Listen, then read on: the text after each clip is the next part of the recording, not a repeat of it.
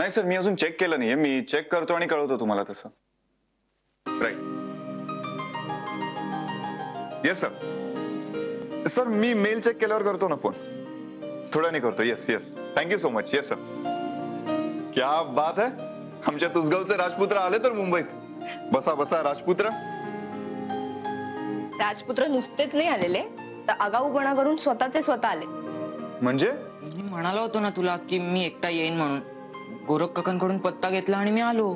पंढऱ्या, मला सांग, अचानक कसं यावंसं वाटलं रे तुला? त्यावेळेस मी इतकी रडले होते तर मला मुंबईत करमणारच नाही, मग मला मुंबई आवडतच नाही, मग माझे मित्रच इथे नाही. असं काय झालं? खरं सांगू का, गोरख काकांनी शिक शिक म्हणून मला शिकवायला घेतलं आणि पुढल्या वर्षी माझं शाळेत नाव पण घालणार होते.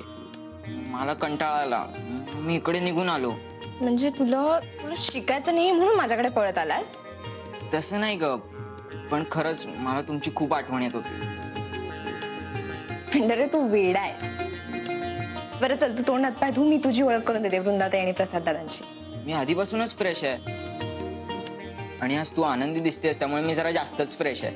आणि हा, आज तुला आनंदी हे नाव शोभून दिसतंय. पंढऱ्यात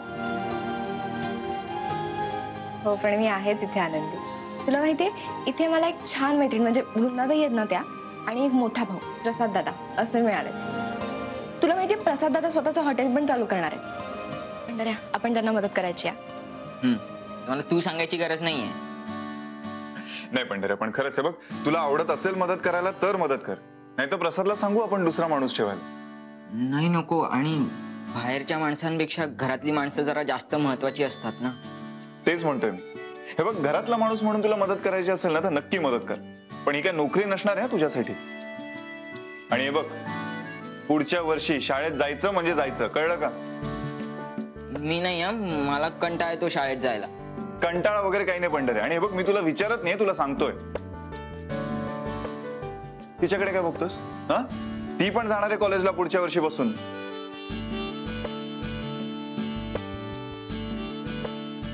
ठीक आहे. हा, पण शाळा सुरू होईपर्यंत मी काय घरात बसून राहणार नाही. मी हॉटेलवर जाईन जरा टाइमपास करायला. मला तर वाटतंय काही दिवसांनी हाच मालक होणार आहे त्या हॉटेलचा. हा, बघीन ते हॉटेल पाहून ठरवीन मी.